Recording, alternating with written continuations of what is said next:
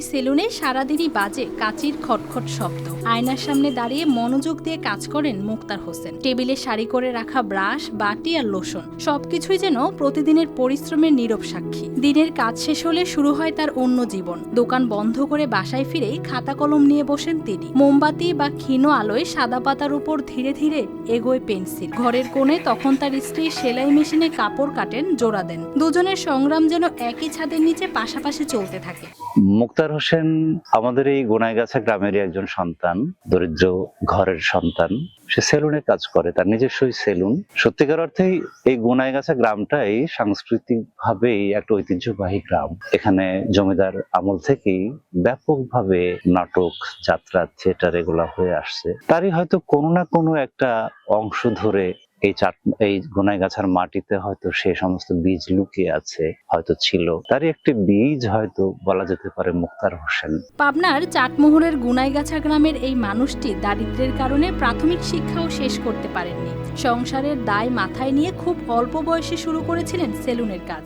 যখন মঞ্চায়ন হতো, মঞ্চের নিচে বসে বসে আমরা নাটক দেখতাম, খুব ভালো লাগতো। এখান থেকেই অনুপ্রেরণা, ভাবতাম যে আমি যদি এমন করে লিখতে পারতাম তাহলে খুব ভালো হতো। তো কোনো এক সময় এই অনুপ্রেরণা নিয়ে আমরা এলাকায় ঠ্যাঙ্গাপাড়া মহিলা সবুজ সংঘ থেকে যখন ছাত্রদের পড়াতো, ওখানে ওদের নিয়ে একটা সূচনামূলক নাটক লিখলাম, অন্ধ চোখে দেখবো আলো। তবে মন টানত অন্য জায়গায়। সন্ধ্যা হলে স্থানীয় নাট্যদলের মহড়া দেখতে ছুটে যেতেন। সেখান থেকেই জন্ম নেয় নাটক লেখার স্বপ্ন। পড়াশোনা আমি তেমন একটা করতে পারি নাই, প্রাথমিক বিদ্যালয়ে গণ্ডি পেরিয়েছিলাম। এ পর্যন্ত আমার পড়ালেখা শেষ। সেলুনের কাজ করে আমার একটা ছেলেকে পাবনা রোডে অনার্স সেকেন্ড ইয়ারে পড়ালেখা করছে। ছোট ছেলেটা গোনাইগাছা সরকারি প্রাথমিক বিদ্যালয়ে 3য় শ্রেণীতে পড়ে।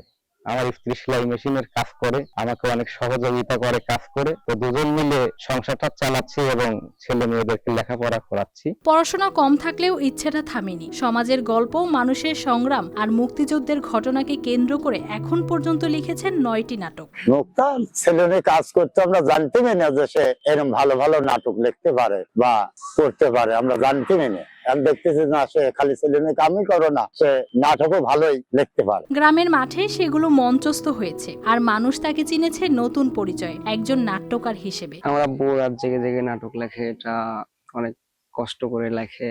তারপরে যে মঞ্চস্থ হলে এটা অসম্ভব ভালো লাগে। মানুষ তাকে নিয়ে নানান আলোচনা করে এবং আমরাও দেখেছি। তারপরে আব্বুর নাটক যখন মঞ্চস্থ হয় তখন আব্বুর একটা পরিচয় পর্ব হয়। স্ত্রী সন্তানের সমর্থনও তাকে শক্তি দেয়। নিজেদের কাজের মাঝেই তারা ভাগ করে নেন তার স্বপ্ন। স্বামী মনের উপর কোনো কিছু জোর করি না, রাত জেগে নাটক রাখে, কোনোদিন বলি না কিছু।